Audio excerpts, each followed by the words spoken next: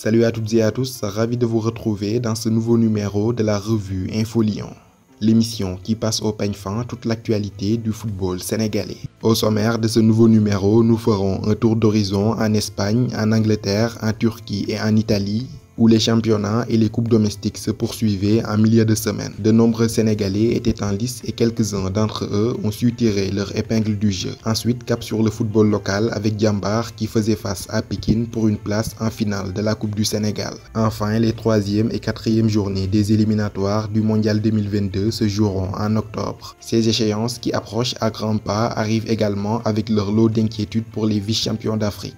On y reviendra en détail tout de suite dans le développement.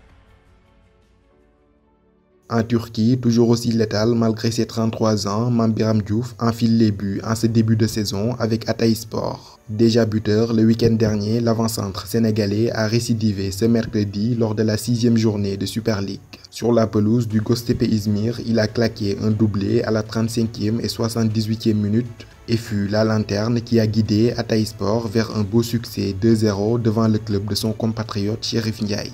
L'ancien Potters en est désormais à 4 buts en championnat. Toujours en Turquie, Mamba Bacham y est aussi allé de son doublé avec Kayserispor qui a balayé Galatasaray en championnat 3-0. L'ancien de Fenerbahçe marquait ses 2e et 3e buts de la saison.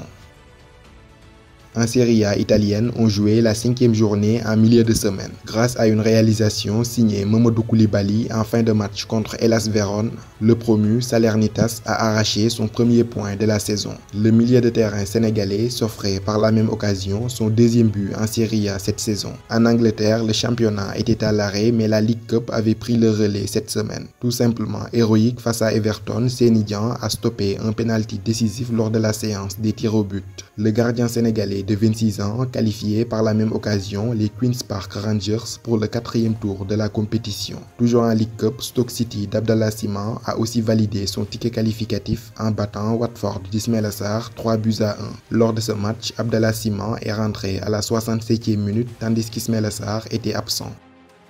En Liga, Villarreal a pulvérisé Elche 4-1 pour le compte de la 6e journée. Lancé en seconde période par Unai Emery, Boulaye Dia a délivré sa toute première passe décisive en championnat. Le Sénégalais avait permis à Alberto Moreno de corser l'addition en fin de match. Le championnat de France se poursuivait également ce mercredi. Avec Alfred Gomis titulaire dans les cages, Rennes s'est largement imposé 6-0 devant le promu Clermont. Le Paris Saint-Germain d'Idrissa Gana Gueye et d'Abdou Diallo, tous absents, a enregistré sa 7e victoire en 7 matchs. Les hommes de Mauricio Pochettino se sont imposés au bout du temps additionnel face au FC Metz 2-1. Du côté des Grenats, Pape Matar Sarr, Ibrahima Niane, Lamine Gueye et Pape Ndiaga avaient été titularisés par Frédéric Antonetti.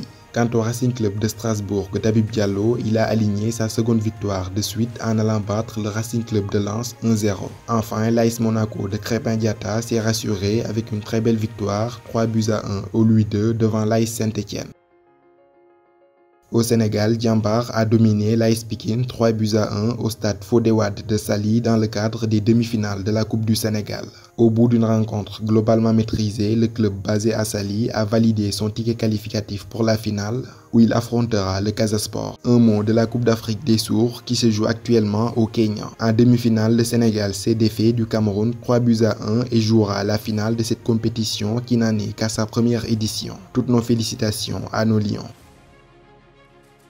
En octobre prochain, le Sénégal fera face à la Namibie dans une double confrontation comptant pour les 3e et 4e journées des éliminatoires du mondial. Le match aller se jouera à Thiès. Au retour, la Namibie recevra le Sénégal en Afrique du Sud le 10 octobre car n'ayant pas de stade homologué répondant aux normes de la CAF. Le souci, c'est que l'Afrique du Sud figure sur une liste rouge du gouvernement britannique pour des raisons sanitaires, ce qui peut ainsi pousser les clubs anglais à retenir leurs joueurs. Ainsi, le Sénégal pourrait se voir privé d'Edouard Mendy, de Sénidian, de Cheikhou Kouyaté, de Nampalys Mendy, d'Ismaïla Sarr ou encore de Sadio Mané. On en saura plus dans les jours qui viennent. C'est ainsi que prend fin cette revue consacrée à l'actualité du football sénégalais. Rendez-vous à très bientôt pour de nouveaux numéros. D'ici là, portez-vous bien et n'oubliez pas de vous abonner à Footgalsen 10 pour ne rien rater de l'actualité du football sénégalais. À bientôt.